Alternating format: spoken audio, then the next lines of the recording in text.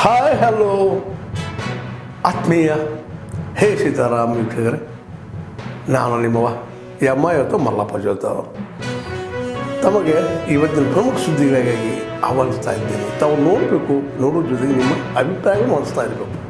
ಈ ಪ್ರಮುಖ ಸುದ್ದಿಗಳನ್ನು ನೋಡ್ತಾ ಹೋಗಿ, ಜೊತೆಗೆ ನಿಮ್ಮ ಅಭಿಪ್ರಾಯ ತಿಳಿಸ್ತಾ ಹೋಗ್ರಿ ಅಂತ ನೋಡಿ ಈ ಸುದ್ದಿಗಳೆಲ್ಲ ಬರ್ತಾ ಇದ್ದಾರೆ.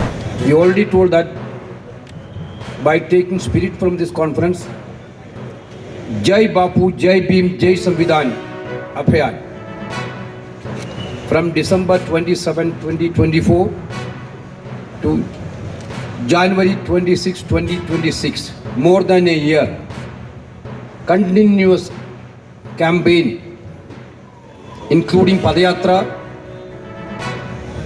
and campaigns in villages, block level, district level and state level rallies. This throughout this year, December 27 to January 26, more than 1 year, basically 13 months campaign. This will going to lead by the leaders, not only national leaders, state leaders, district leaders and lower level leaders, from one point in a state, one village to the extreme another village. Padayatra will be there,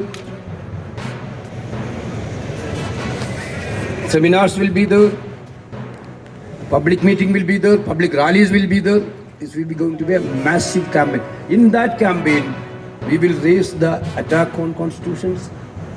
We will finally decided to go for massive political campaign for the 1 year. The major decision is as follows. We passed the two resolution, one on Mahatma Gandhi and number 2 on political. Number 2, we already told you 2025 is going to be a Sankhatan Srijan Karikram, organizational revamping program. 2025 is the year of organization revamping program year for the Congress Party. From every level, booth to top, there will be an examination of accountability. There will be a thorough inquiry about the capability of the leaderships, and we will do a massive organizational revamp. ನಾನು ಪಕ್ಷದ ಉಪಾಧ್ಯಕ್ಷರಾಗಿ, ರಾಜ್ಯದ ಮುಖ್ಯಮಂತ್ರಿಯಾಗಿ, ಕೆಲವೆಲ್ಲ ನಮ್ಮ senior leaders ಎಲ್ಲರೂ ಕೂಡ ಹೋಗ್ಬೇಕಾಗ್ತದೆ. ಬಹುತೇಕರು ಲೀಡರ್ಸ್ ಎಲ್ಲರಿಗೂ ಪರಿಚಯ ಇರೋರವರು, ನಾವೆಲ್ಲ ಅವ್ರನ್ನ ಕೈ ಕೆಳಗೆ ಕೆಲಸ ಮಾಡಿರೋರು, ನಾವೆಲ್ಲ ಖಂಡಿತ ಹೋಗ್ಬೇಕಾಗ್ತದೆ. ಅದಕ್ಕೆ ಸಪ್ರೇಟ್ ಆಗಿ ವ್ಯವಸ್ಥೆನ ನಾವು ಚೀಫ್ ಮಿನಿಸ್ಟರ್ ಮಾತಾಡ್ಬಿಟ್ಟು ನಿಮ್ಗೆ ತಿಳಿಸ್ತೇವೆ. ವ್ಯವಸ್ಥೆಯಲ್ಲಿ ಅತಿ ದೊಡ್ಡ ಒಂದು ಇತಿಹಾಸವನ್ನ ಸೃಷ್ಟಿ ಮಾಡೋದನ್ನ ನಾವೆಲ್ಲ ಇಲ್ಲಿ ಸ್ಮರಿಸಬಹುದು.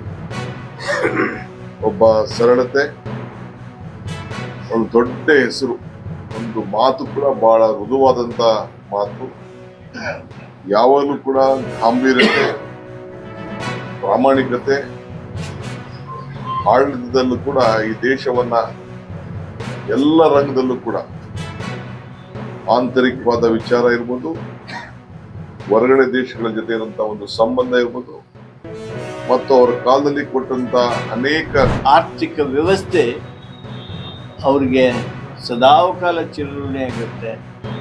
ನಮ್ಮ ದೇಶ ಇವತ್ತು ಇಷ್ಟು ಸಂಪದ್ಭರಿತ ಆಗಬೇಕಾಗಿದ್ದರೆ, ನಮ್ಮ ಜನರ ಬದುಕಿನಲ್ಲಿ ಬಹುದೊಡ್ಡ ಬದಲಾವಣೆ ಆಗಬೇಕಾಗಿದೆ. ಅದಕ್ಕೆಲ್ಲ ಮನಮೋಹನ್ ಸಿಂಗ್ರದ್ದು ಭಾಳ ದೊಡ್ಡ ಕೊಡುಗೆ ಇದೆ. ತಮ್ಮೆಲ್ಲರಿಗೆ ಗೊತ್ತಿದೆ, ಮನಮೋಹನ್ ಸಿಂಗ್ರನ್ನ ಅಮೇರಿಕಾದವರು ಸಹಿತ ಅವರ ಮಾರ್ಗದರ್ಶಿಯಾಗಿಯೇ ನೋಡಿದ್ರು. ಬರಾಕ್ ಒಬಾಮಾ ಸಹಿತ Manmohan Singh is one of the great advisers to us.